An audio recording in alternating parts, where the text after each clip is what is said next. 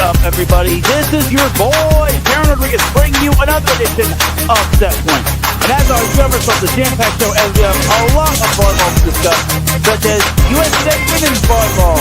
Unfortunately, they did not have the weekend that they wanted, as there was a lot of growing pains when it came to that young U.S. team, as they went 1-3. Will they be able to turn the tide, and will they be able to also change the attitude of the VNL going forward? Also, the AVP League happened this past weekend, and the LA launched on themselves a weekend to remember, as they're the only undefeated team in the AVP League. And there was a little bit of some other extra things happening with the San Diego Snaps, which I'll be getting into in a little bit.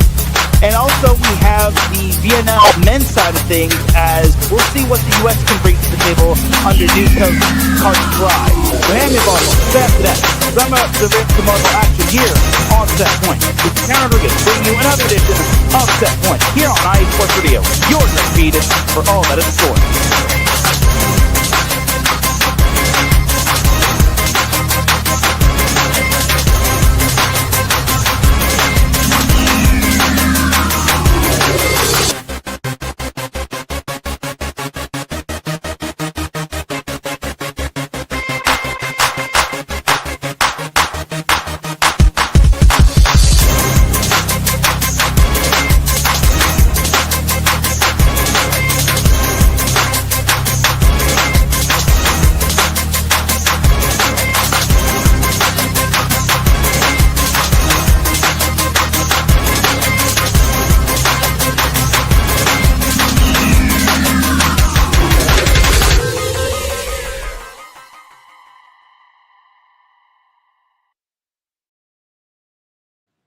And welcome one, welcome all to another edition of Set Point. Thank you all for joining me on this beautiful Monday afternoon, Monday evening, Monday, wherever you are listening from.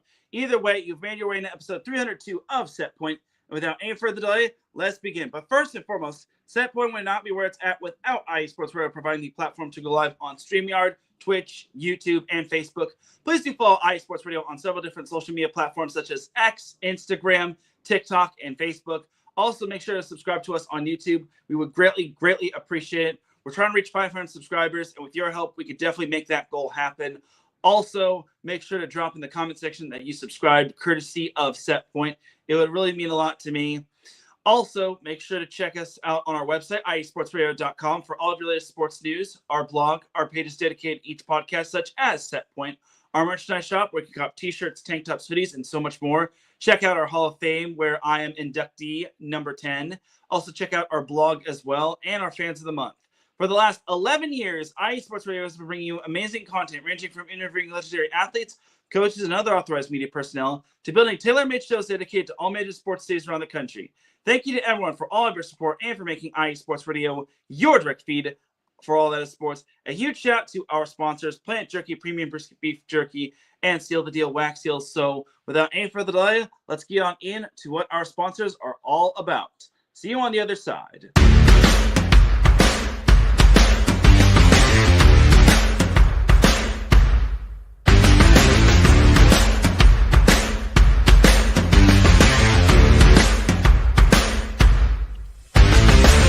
IE Sports Radio fans, this show is brought to you by Planet Jerky Premium Brisket Beef Jerky.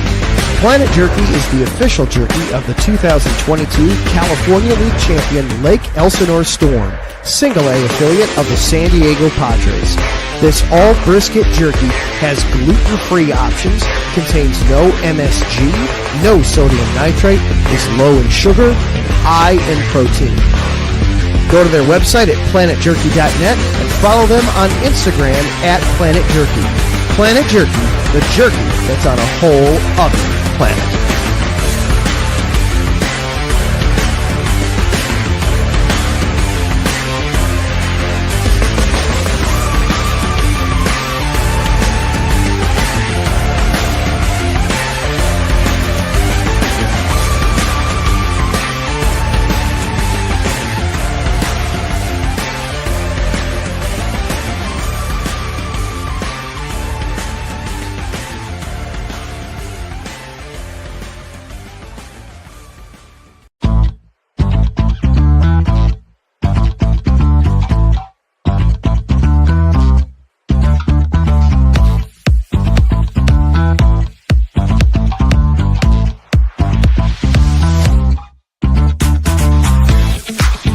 right, esports radio fans, be sure to check out our sponsor, Seal the Deal Wax Seals by Cecilia B. You just finished your very own wedding or baby shower invitations and you're looking for that extra special touch? Maybe you just wrote a letter to a relative or a friend and you want to add to their smile when they receive it. Then seal the deal with Cecilia's handmade sealing wax stamps for your invitations, letters, and gifts. You bring the deal, we'll bring the seal. You can find them on Instagram at sealthedeal_wax stamps and on Facebook, Seal the Deal Wax Seals.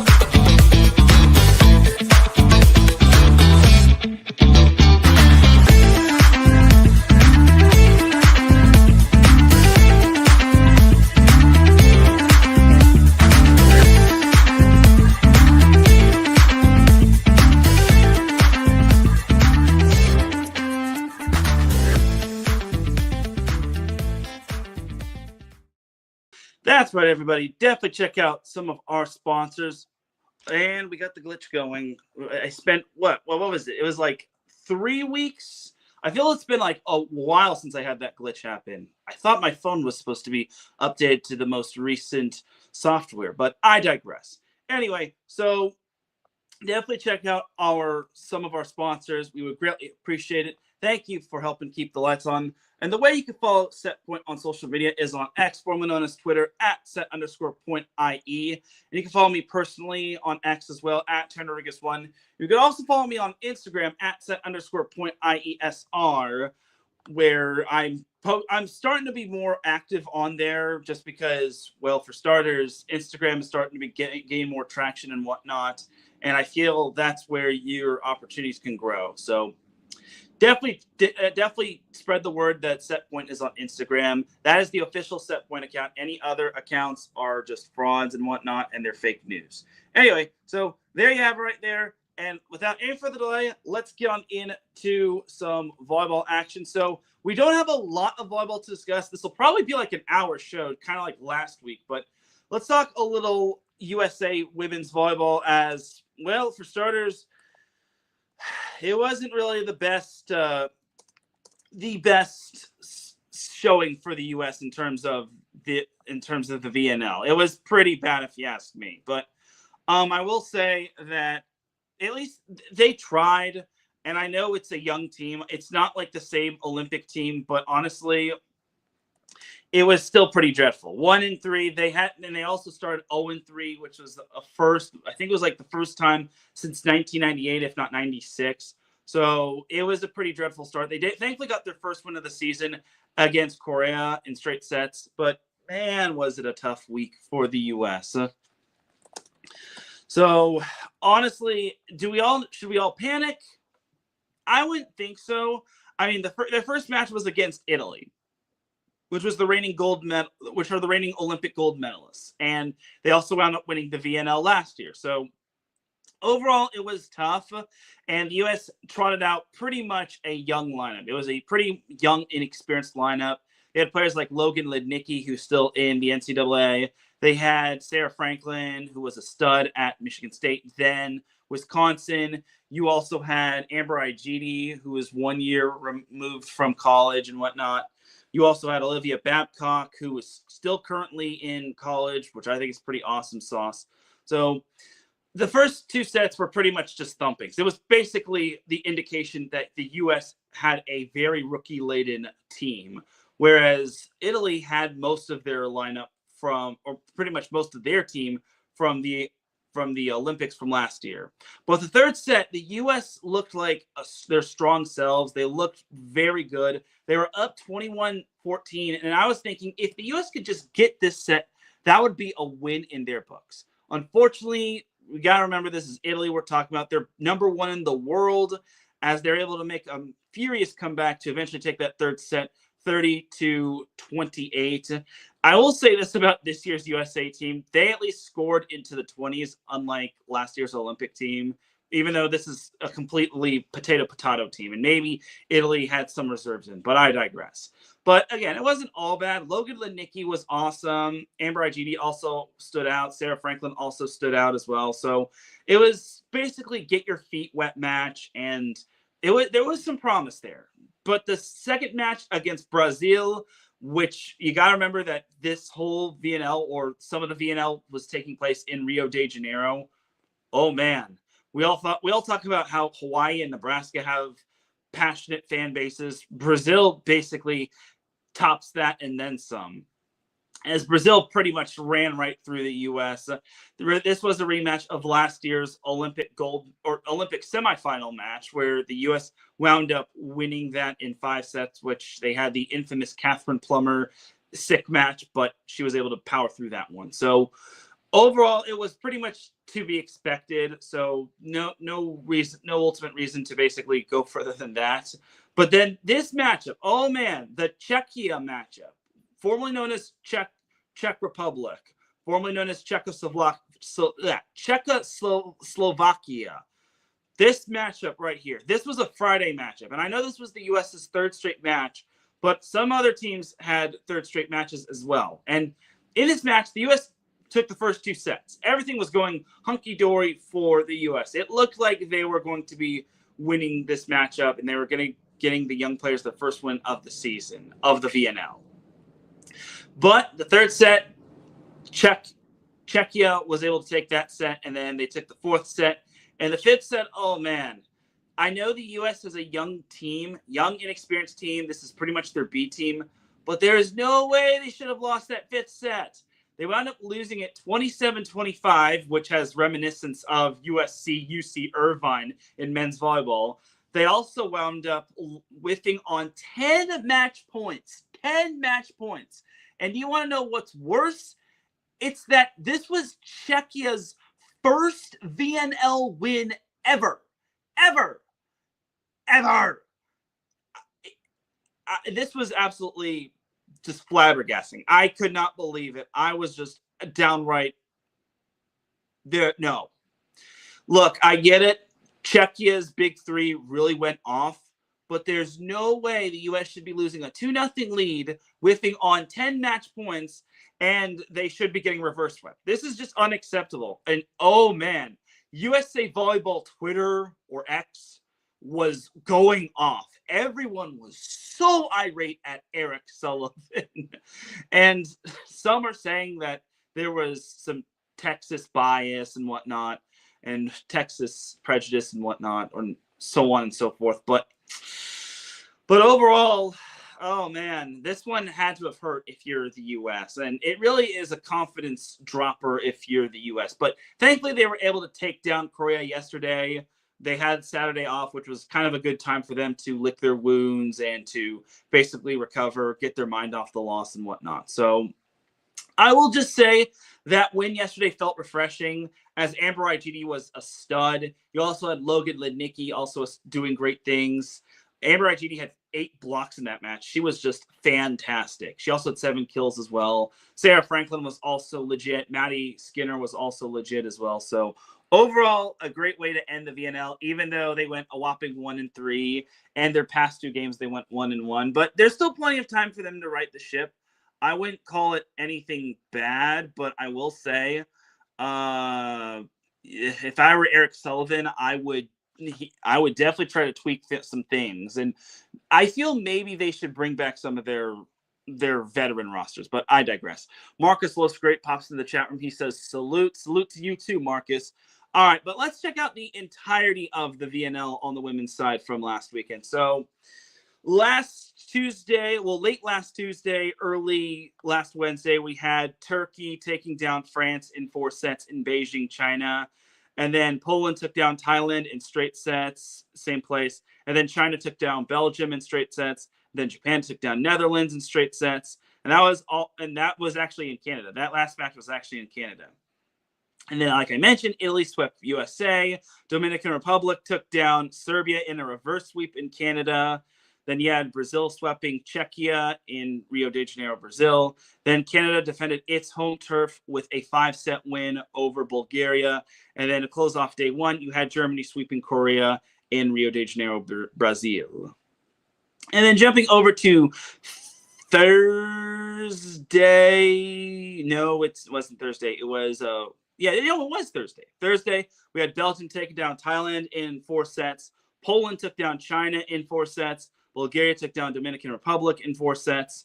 Italy outlasted Germany in a 5-set barn burner. That was impressive. You had Netherlands taking down Canada in 4 sets. That's a nice win right there. And then Brazil took down the U.S. in straight sets, like I mentioned. Then we had Friday. We had France taking down Belgium in 4 sets. Turkey swept Thailand. Dominican Republic took down Netherlands in 5. Italy swept Korea. Japan swept Sweden. And Czechia reverse swept USA. We don't need to go into that. And then Saturday, we had Turkey outlasting Poland in an instant classic. That was a very good match just because Turkey is a very good team, and so is Poland. And then you had China taking down France in straight sets. You had Brazil taking down Germany in a 5-set barn burner. Germany has been having a nice little showing, pushing teams like Italy and the likes of Brazil. So keep an eye on Germany. Then you had Japan sweeping Canada. Keep an eye on Japan as well. I saw this on X. I think they are 18-2 in the last 20 matches in terms of the VNL. One of their only 2 losses was last year's VNL championship against Italy. So you had that right there. Then Czechia took down Korea in 5 sets to finish the week 2-2. Spoiler alert. Then you had Bulgaria taking down Serbia in 5 sets. Then Poland took down Belgium in straight sets to end off this Saturday. And for that Saturday, that was pretty much the U.S. can't hurt us in terms of if you're a USA fan. But if you're not a USA fan, it's basically just you were watching other volleyball and you just can't get hurt by the U.S. Then on Sunday, we had Thailand taking down France. Thailand taking down France in 4 sets. Turkey took down China in 5. Italy swept Brazil very impressively. Keep in mind, Brazil was the home team. So this Italy team is as good as advertised. This team is the reason why they wound up winning gold. And then you had Japan taking down Dominican Republic in straight sets. You had Germany taking down Czechia in 4 sets. So, like I mentioned, Czechia finished 2-2. Sorry for the spoiler. Netherlands took down Bulgaria in straight sets. The U.S. finally got their first win of the VNL of 2025, winning in straight sets over Korea. That would have been all sorts of bad if they had lost to Korea. And then Canada reverse swept Serbia. Very impressive win right there for Canada defending their home turf. And that is pretty much that when it comes to all of the women's VNL. So not this week, but next week, the VNL on the women's side is back in action, as on the women's side, leading the VNL is Japan, Italy, and Turkey, all at 4-0. And then Poland and Brazil are both 3-1 at the 4 spot and the 5 spot. 6, 7, 8, 9, 10, and 11 and 12 are basically 2-2, as you have the likes of Germany, China, Netherlands, Bulgaria, Czechia, Canada, and Dominican Republic occupying those spots. And then 13, 14, 15, 16 are as follows: USA, France, Thailand, and Belgium. And then 17 through 18 is Serbia and Korea, rounding off the bottom. So there you have it right there. And that is pretty much that for the women's VNL. Now, here's my take on should the U.S. take the VNL more seriously and should they play some of their Olympians. I get it. The U.S. is qualified for the 2028 Olympics, but why not get some of the players' feet wet and make sure they're not rusty? Because I get it. Like, some of the Olympians want to have some time off, and some are obviously moved on to verdant pastures. But it's like, you don't want to like throw the young players to the wolves, because that's not really the most beneficial thing for them. Because if they're getting thrown to the wolves, then are they really growing? Or, I mean, yes, they're getting the experience on the road in terms of like hostile environments like Rio de Janeiro. But at the same time, it's like, how many of these players will we be seeing on the national team? And there's some other players that could be on the national team that aren't playing. A perfect example of that is Kendall Kipp, who unfortunately got injured earlier in the year, and she unfortunately had to drop out of her club team, and she's just resting, recovering, and hopefully going to get back on that court 100%. So you might not be seeing some of these players on the final Olympic roster for the 2028 Olympics. So there's that right there. And I really think the U.S. should be taking the VNL more seriously. I get it. It's basically a little bit of a rebuild and a retool, and for something to like get the younger players experience in. But it doesn't mean we should be just not taking this seriously. I think this is Eric Sullivan. Look, I don't want to bash him. I don't want to speak negatively of him just because the first two matches right off the bat were tough. You had the team that finished gold last year in the Olympics, and then you had the team that finished bronze in the Olympics last year. And I think those two teams are number 1 and number 2 in the world. The U.S. came into the VNL number 3 in the world, and they unfortunately dropped to number 7. So, ouch.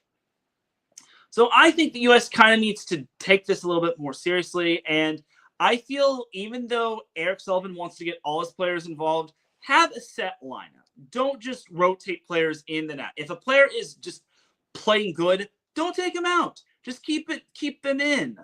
The old saying goes, if it ain't broke, don't fix it. If the player is performing well, do not take them out. So please, Eric Sullivan, stop. I really want to get behind this. I really want to be happy with this. I really just don't want to be on the anti-Eric Sullivan train. I really don't want to. I really want to give him a chance, and I want to be accepting to him. So there you have it right there. And that's kind of my take on the whole USA VNL thing. Like I said, the US is back in action next week. So hopefully for their sake, they will possibly be back, and hopefully for their sake, they will be able to play their style of volleyball. I mean, again, it was a tough week, and honestly, the first two matches I knew were going to be considered losses. That was basically just like experience and whatnot, and then the Czechia match was so unfortunate. That might have been. I know everyone's irate at that, but we all just kind of got to be a little bit more patient. So, skimming at the VNL, I mean, I'm not going to go full dive on into it, but the U.S. takes on Serbia, which is also winless. I need to make note of that right now. If the U.S. loses to Serbia, I swear to God, I'm going to be pretty angry because Serbia and Korea are the only winless teams. I fear this might happen, but the U.S. always seems to have trouble beating Serbia in the VNL. I don't know how. I don't know why, but the U.S. just seems to have that pickle of a time taking on Serbia. And the scary part is I think Serbia is going to have most of their team for the VNL. I think they weren't at full strength this past week. So I think for Serbia, they're going to be a little bit more scary. So elsewhere for the U.S., they've got Poland as well. Oh God, Poland, Serbia's full team, and then Poland after that. Yikes! And then it looks like the U.S. has the day off the following day, and then the U.S. has Netherlands. That brings me back to some good old memories when I attended the U.S. friendly match against Netherlands last year.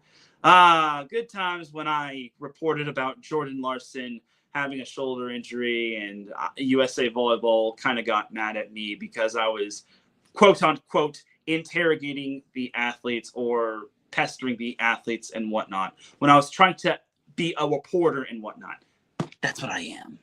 Anyway, so you have that right there. And then the U.S. takes on France, which is a rematch of last year's pool play game in the Olympics. And that is that right there. So you've got Serbia, Poland, Netherlands, and France. Realistically, the U.S. can actually go 3-1, but at the same time, they could go 1-3 again. I really hope it's not the latter. I really hope they can go 3-1. I already know the Poland one's going to be one uphill climb. The Serbia one, they can win that. I'm certain they can maybe beat France. I hope for their sake. They're going to be playing in Serbia, so Serbia's got the home court advantage when it comes to that matchup against the U.S. But then after that, it kind of gets a little lighter. I mean, Poland is still a big time matchup, and then you've also got other good opponents like Netherlands. They're not a bad opponent. And then France, I think they should be vastly improved, but I digress. All right, but that's that for USA and women's VNL. We'll circle the wagons back to the VNL on the men's side later on the show. Well, let's actually talk some AVP. So week 2, we've got the AVP League recap. So unfortunately, I don't know where the AVPs post their scores, but all I can tell you is that the LA launch went 4-0 and last weekend, and they managed to. They're now all alone in first place, even though they've only played 4 matches. The Dallas Dream is 3-5. The San Diego Smash is 3-5. The AVP kind of needs to start brushing up on updating the records accurately, because it says they're 3-4, but maybe it was because they couldn't finish a match. So long story short, with one of the San Diego Smash's matches, they played the Austin Aces, which was between Tony Rodriguez and Gina Arango, taking on TKN, aka Taryn Brasher, and Kristen Nuss. And then, unfortunately, Tony Rodriguez suffered a shoulder injury, which was very unfortunate, as basically San Diego had to forfeit that the rest of the way. They had to forfeit that match to TKN. It seems it's very unfortunate. It seems like TKN seems to be on the right side of these injury things, but I digress. So what does San Diego do in regards to this? So Tony Rodriguez is out with a shoulder injury. They actually have to call upon the next pair or the next player in terms of like the AVP rankings that of the pairs that did not make the AVP league. So the next pair was Abby Van Winkle and her partner. Savvy Simo. So Savvy is not a blocker. She's actually a defender. And then, honestly, Abby Van Winkle was a blocker. So since Tony Rodriguez is a blocker, they needed Abby Van Winkle. So since Abby Van Winkle and Savvy Simo were both the next pair up in terms of not making the VNL, Abby Van Winkle got that chance to pair up with Gina Arango. Unfortunately, the win wasn't meant to be for San Diego, as they wound up losing to the LA launch, which consisted of Megan Kraft and Therese Cannon. So it's unfortunate, but hopefully for Tony Rodriguez, she gets better, because that really sucks, just suffering a shoulder injury. And it really sucks because when you're in a match and you're injured, you don't get a sub, because once you're injured, you basically have to forfeit. And that's the unfortunate rule in beach volleyball.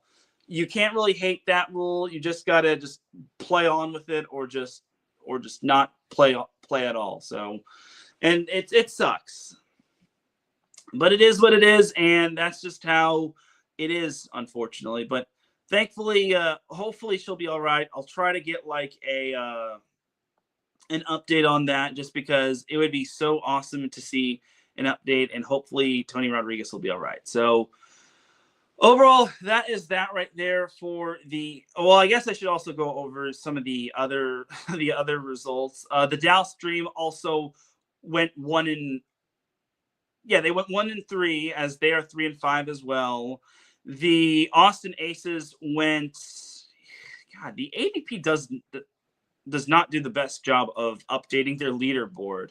No offense, AVP, but you kind of got to brush up on updating your leaderboard, and also updating us on the spot instead of giving us delayed updates. Like, hire me as your user to post on X, please and thank you. Anyway, so Austin Aces also went 2-2, which consists of my good friend Avery Dross, and friend of the show. So there you go.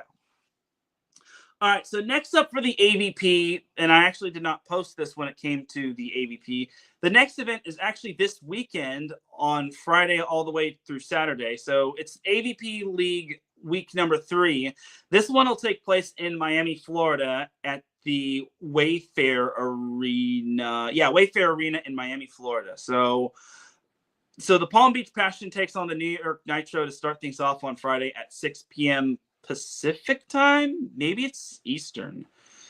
They really should kind of be more specific when it comes to this website. Oh, wait. Yeah, here it is. So 6 p.m. to 10 p.m. Eastern. So that's 3 p.m. Pacific time all the way through 7 p.m. Eastern. So 6 p.m. Eastern time, you've got Palm Beach Passion versus New York Nitro on the women's side. And then following that matchup will be the men's match between Palm Beach and New York.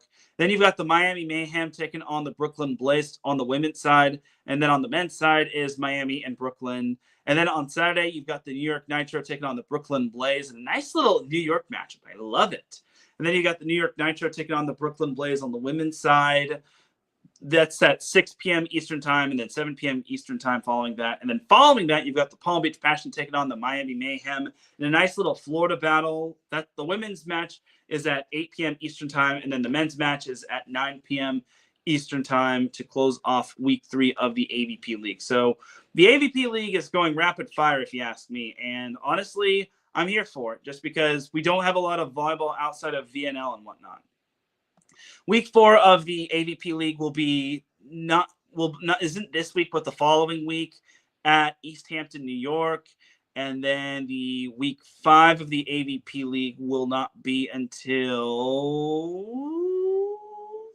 July 11th through the 12th when the AVP comes to Los Angeles, which will be taking place at the Intuit Dome. So why couldn't they choose Anaheim? Why couldn't they choose freaking Anaheim? Like, Honda Center was such a great place to have it. Unfortunately, I was just legit sick. I was battling pneumonia and whatnot, but I digress. Anyway, so that's that for the AVP right there. And yeah, we'll put the AVP to bed until next week. But we're going to take ourselves one commercial break. When we come back, we've got some VNL men's volleyball to preview as the U.S. has finally released their Week 1 roster. And then we've got a special event that'll be happening on Sunday. And no, it's not Father's Day. It's another special event. So keep it locked here. You are listening to Set Point here on iSports Radio, your direct feed for all that sports. We'll be right back after a word from our sponsors.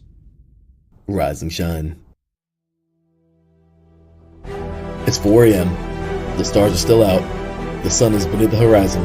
But it's time to punch in and go to work. The comfort of your warm-ups turns into the grinding out of your reps as the clinking and the clanking of the plates create a symphony of euphoria. There's no other feeling like it. Earn it, burn it, and take what's yours. IE Sports Radio has proudly partnered with Vital Apparel, a brand that not only fits great, but also promotes and donates to mental health research. Use our code IESR to get 15% off their comfortable and inspiring gym wear and help them on their amazing journey to support mental health. Go hard, take part in your iron therapy, and be strong. Because when your mental health is as strong as you are, there's no telling how far you'll go.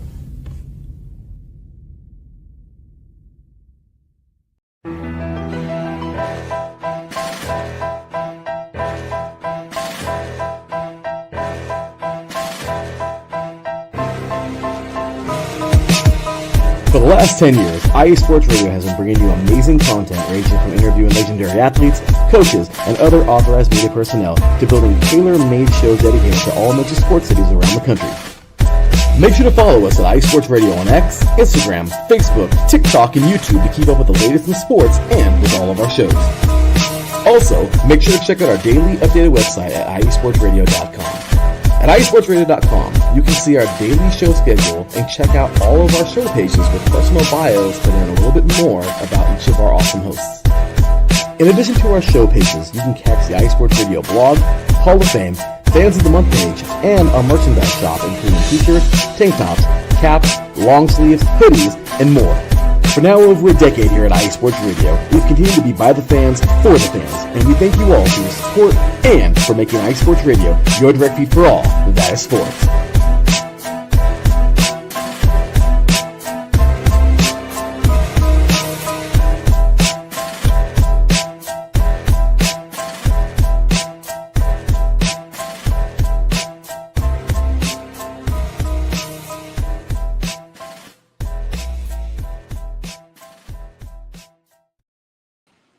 That's right, everybody. Definitely check out all of our amazing sponsors and definitely check out our website. We would greatly, greatly, greatly appreciate it if you did.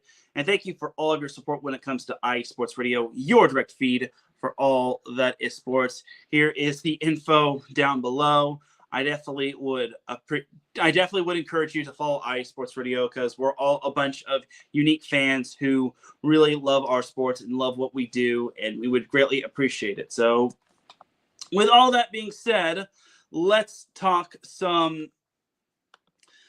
Well, one more thing, just in case you're wondering, if you haven't followed Setpoint on social media, definitely do so. X is at set_point IE, and you can follow me personally at Teran Rodriguez 1, and you can follow me you can follow Setpoint on Instagram at set_point IESR. So without any further delay, let's get back into the volleyball action. So let's actually talk some USA volleyball, as the VNL on the men's side basically starts not today, not tomorrow, but the next day. So let us eeny, meeny, miny, boom. So the VNL men's week 1 preview. So the US finally releases its roster. So thank the heavens we finally have gotten it.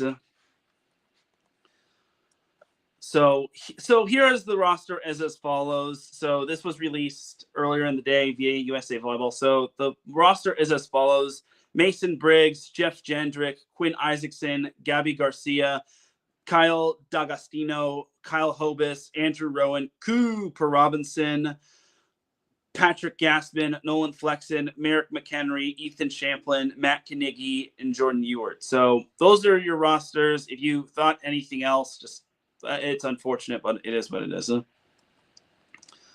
So there you have it right there. That's the U.S. men's roster. So a lot of good players. And believe it or not, there's actually 10 different players from certain colleges. I think there's 8 from different colleges. And then there's 4 from Long Beach, or 4 from UCLA. And then I forget who's the team that has 2 on their roster. It's not CISA. Oh, no, it's Stanford. Stanford has 2 players on their roster, which I think is pretty nice if you ask me. So I think that's pretty cool if you ask me, and I think that's very unique. It's not just dominant, which some people have been saying that this is a X-dominant team or Texas dominant team when it comes to the women's side. I mean, UCLA has the most on the roster, has the most players on this USA roster, with the likes of Ethan Champlin, Cooper Robinson, Andrew Rowan, who's still in college, might I add, and Merrick McHenry. So overall, I think it's gonna be fun times to see this US team. Someone did tell me that they're not the biggest fan of Kyle D'Agostino. I imagine Mason Briggs is going to be starting. I'm not going to give who this follower was, but to each is their own. Most of this roster is pretty young, except with the fact that Jeff Jendrick is back and Kyle D'Agostino is back as well. So overall, that's pretty much that for the U.S. roster. What do you think of this young U.S. roster? I think this young U.S. roster is going to be very fun to watch. I think Jeff Jendrick is going to be nice in the middle. I mean, I feel Patrick Gaspin also will be vying for some playing time, because Uncle Pat is legit when it comes to the middle. But then you also got Merrick McHenry as well, as Merrick McHenry is indeed a legit middle blocker as well. So that middle room is looking pretty nice if you ask me. And then Mason Briggs, I imagine, will be the libero. And then setter, you got Quinn Isaacson and Andrew Rowan. So their only 2 setters are Rowan, who I think was named National Freshman of the Year, and then I think he might have been named the most outstanding player of the tournament 2 seasons ago. And then you got Quinn Isaacson, who's from Ball State. So I don't know. Maybe Andrew Rowan starts. I mean, it all depends on what Coach Karai sees in Isaacson and Rowan. And then all of these really talented hitters like Big Coop, and then Nolan Flexen, he's 6'9". That's pretty awesome sauce if you ask me. And then who else is Kyle Hobus might get some playing time. Cooper Robinson, I know, is legit. Ethan Champlin, well, he's 6'3", but you never know with him. We finally get to see him as an outside and not as a libero, but I digress. So there you have it right there. And I already know that the setter battle I'm pretty certain Andrew Rowan will probably be the setter, just because you gotta love his 6'7" frame and whatnot. So, all in all, I think this is going to be fun stuff, and I think it's going to be fun times as well. As Larry B pops into the chat room, he says, "Great show, Teran." Thank you, Larry B. All right, so we're 40 minutes into this thing, so let's go over the VNL week. So starting off the week late tomorrow, we have Poland versus the Netherlands. I think that can kind of be a good matchup. I know Poland will probably win that one fairly easily, but maybe I'll be wrong. Then we got a nice little rivalry matchup, China versus Japan. That's going to be a really good one. Then Serbia versus Turkey. Not really as strong on the men's side than like on the women's side, but we'll see. Then you got Bulgaria versus Italy. Oh boy, Bulgaria. That's going to be a fun one, just because you've got the Nikolov brothers, Moni and Alex. Oh man, we all know that that's going to be a very fun matchup. And then I think Alex Kondev is also going to be on that Bulgaria team as well. Correct me if I'm wrong. Then you've got Ukraine versus the US, then Argentina versus France. Halir Heno is going to be on that France team. And then I forget the guy's first name. I think it's David. It's David Losair, but maybe I'm wrong when it comes to that. But I think Losair is definitely on that Argentinian team, which I think it's going to be fun times as well. Then you got Brazil versus Iran, Germany versus Canada. Battle of the two former Long Beach State players, being Simon Torwey and the current player, Skylar Varga, who was a beast in the NCAA tournament. Then you got Slovenia and Cuba to close off the official first day one of the VNL. Then you've got June 12th, which has China versus Serbia, Poland, Japan. That's going to be a very fun one. Then you've got Germany, Italy, another fun one. Brazil, Cuba. That one I think can kind of be a good one as well. Then you got Argentina and Canada. Then USA, Iran to close off June 12th's Thursday matches. Then June 13th, which is a Friday, you got Japan, Serbia, Netherlands, Turkey, Bulgaria, Argentina. That's going to be an underrated matchup. And then you've got Ukraine, Cuba, France, Italy. That France-Italy matchup is going to be fun. Then you've got Iran, Slovenia to close off the June 13th matches. Then June 14th, you've got China, Netherlands, Turkey, Poland, Ukraine, Brazil, USA, Slovenia, Canada, France, Bulgaria, Germany, Netherlands, Japan. And then Sunday's matches to close off week one of the VNL will consist of China, Turkey, Poland, Serbia, Brazil, Slovenia, Argentina, Italy, Ukraine, Iran, Germany, France, Cuba, USA, and Bulgaria, Canada. So looking at USA's schedule, I mean, this is going to be a younger USA team. But you know who does have experience? Karch Karai. So it's going to be new USA team, but still as talented as ever. So the US comes into the VNL number 3 in the world. Yes, number 3 in the world, because last year I said number 3 in the nation, or I one time said a team was number 1 in the nation, and then my boy Larry B kind of had to correct me. He said, wouldn't they be number 1 in the world? So yeah, I will not mix up nation and world. Anyway, but looking at the U.S. against Ukraine, I think they can win that Ukraine matchup. It's still determined for that to be a guaranteed win, but I think the U.S. can win that one. Against Iran, they should also win that one too. Against Slovenia, that one can be a little 50-50, but I think the U.S. could win that one. But I still think it's going to be tight because Slovenia, if I remember, they have a solid team. They don't have the worst team, but they don't have the strongest team. But I digress. And then the Cuba one, look, I realistically think that Cuba match is going to be tough because Cuba does have some pretty darn good players. I know they have good players on the young side on their like U19 team, but those players eventually grow up to be really good on the official VNL team or the Olympic team. So I think for the U.S., realistically, they could go 4-0 this week, but they could also go 2-2, maybe 1-3. I think they can go at least 2-2. 2-2 would be a successful week for this USA team, and I think Karch Karai will get the most out of this young team. I'm pretty certain that Ukraine matchup could be a little bit of some growing pains, but I think the U.S. could win that one. I think they'll struggle at first, but then they'll find their footing, and then Karch will get them going, just because Karch Karai is a beast of a coach, and I think he's going to enjoy coaching the men's side of the U.S. national team.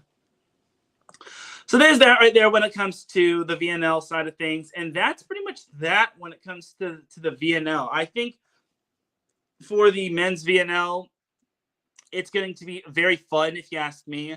But a lot of new faces on the U.S. team, with the exception of like two being Jendrick and D'Agostino. So overall, this young U.S. team is going to be doing some big things. Some of these players are taking some time off, or they've transitioned into a new life, or they're actually moving to beach volleyball. But I digress on that last part. But overall, this whole U.S. VNL team is going to be young, but it's going to be fun. So I can't wait to see what we can expect from this U.S. team, and I can't wait to see what Karch Karai can bring to the table as the men's coach. But that is that for the VNL men's side of things. So to close off this week's show, Sunday, June 15th is Father's Day, but it's also the day where volleyball players from the class of 2027 can sign. So they can actually commit on where they'll go. And this is big for the women's side as well, for the girls' side as well. So to get into the spirit of some of the players signing on, well, not signing right away, but being able to sign on the 15th. Here are some notable players from the class of 2027 in my eyes that I have seen, that I've heard of as well. So some players that stand out to me are Wesley Matavao, who made the U.S., I think, U19 team or the national development team. And you got Ireland Reel, who was a finalist for the team. I think she should have made it, in my opinion, but I'm not a coach of USA Volleyball. Then you've got Emma Kingston, who is a beast of a middle blocker at Mater Dei. You've got Ella Olsen, who is a beast of an outside at Newport Harbor, who I hope, for her sake, hasn't hit her growth spurt. I hope she'll hit her growth spurt her junior year, because Newport Harbor will need it. Then you got Kate Jackson of Santa Margarita, who I think is a vastly underrated player. We got to put some respect on Kate Jackson's name. Then you got Royal Banducci, who's a setter for Los Alamitos. I think she's going to do great things for the Griffins this year, and I can't wait to see what she can do. Then you've got Marley Robinson, a setter and opposite for Orange Lutheran. She is also darn good. I think whoever lands her is going to get a beast of a setter, and she also is a 6 rotations player. Then you've got Piper Chilinsky. Then you got McKenna McIntosh, and then you got Kalia Lee. I only got to see Kalia Lee scarcely when she played for Cathedral Catholic, just because that's in San Diego and that's not in my neck of the woods. So there you have it right there. And then the other player, the two players before Kalia Lee, they're actually ranked in the top 5 via PrepDig California. So if you want to go check that out, definitely do so. Michelle Bamford does an amazing job. She and the rest of PrepDig as well. So there you have it right there. Those are the notable girls volleyball players from the class of 2027 in my eyes that you all should be keeping your eyes on. And now for the notable boys volleyball players of the class of 2027. So actually, Volleyball Magazine released some of their notable players from the class, from this year's class of their Fab 50, and then for next year's class of 2026, and then class of 2027, then class of 2028. So my notable players that I've seen that I think you all should keep your eye on in terms of the class of 2027, I haven't really seen a whole lot of these players, but these are the players that I've seen that I think you all should keep your eye on in terms of class of 2027. Logan Hutnick, who was not even included on the Volleyball Magazine when it came to the top 2020 class of 2027 players to watch for, which I think is ridiculous. Logan Hutnick is a beast of a player. Yes, he kind of slowed down once the playoffs once the playoffs, or as the playoffs progressed, but they also had Huntington Beach also had other players like Colin Choi and Ben Arguello to kind of take the pressure off him. That's because a lot of these players a lot of these opposing teams were kind of one-on-one or they're actually double teaming Logan Hutnick. So that's kind of the reason why Logan was kind of slowing down, but he's still a beast of a player. And I'm surprised he was not mentioned in that Volleyball Magazine article. So I don't know I mean, no offense to Kevin Pratt, who did the article. Like, first of all, Kevin Pratt does an amazing job, but I still got to say Logan Hutnick should have been in that class of 2027 article, or the list of the class of 2027. Anyway, continuing on, you've got Mateo Furbringer, who, hold on, I got to spell his name right. Mateo Furbringer. Boom. But you got Mateo Furbringer, who is a beast of a player at Mira Costa, the son of Joy and Matt Furbringer. Then you got Daniel Booker, a middle blocker from Corona del Mar. You got Cameron Casulcherin from a San Clemente, whose older brother actually played at Orange Coast, which I think is pretty cool. I've seen both Casulcherins. And then you got Brody Williams, the libero from Tesoro, who wound up guiding the Titans to the CIF Southern Section Division III championship, which I think is also pretty cool as well. But I think Tesoro was the number 1 overall seed, which kind of makes me wonder. They were the number 1 overall seed, but they were an at-large team. Does the at-large thing not apply for volleyball as opposed to like football? I digress, though. So anyway, those are some of your players that I've seen in terms of the class, the notable players from the class of 2027 that you all should be keeping your eye on, that I've seen as well. So class of 2027, this Sunday, Father's Day, you're going to be able to sign, and it's going to be fun times. I already know that the University of Nebraska is going to be busy when it comes to wanting to sign their potential players, because Nebraska is going to be having their eyes on a lot of talented players from the class of 2027. Some of these players have already pretty much almost made their commitments final, but this Sunday is going to be the first official signing day and first official decision day for class of 2027 players. But anyway, that's going to basically do it for that topic. And ladies and gentlemen, that is going to do it for this week's episode of Set Point. So I said this was going to be an hour show. It's only, we didn't even hit an hour. So that just goes to show that there's not a lot of volleyball to cover. Maybe if I find any other things volleyball related, I'll let you all know. But also let me know what you want out of me in terms of content-wise, in terms of the sport of volleyball. Do you want me to bring on guests? Do you want me to bring back my one-on-one interviews? I'm hopefully not going to be ultimately busy to the point where I won't be able to do that. But whatever content you all want, just let me know, and I will do it. But thank you all for watching this not-so-long episode of Set Point, which surprisingly didn't even surpass 1 hour. For everyone here at IE Sports Radio, this is Teran Rodriguez signing off. Have an amazing week. Enjoy all the volleyball action, whether it's on the pro side, whether it's on the beach, etc., etc. Let's continue to love and grow the game of volleyball. Let's continue to make sure our sport is known so that no other programs can close down their men's or women's volleyball program. But I'll see you all next week for another episode of Set Point. Have a great week, and let's go USA, and let's go everyone else in terms of the sport of volleyball. Have a great week, everybody.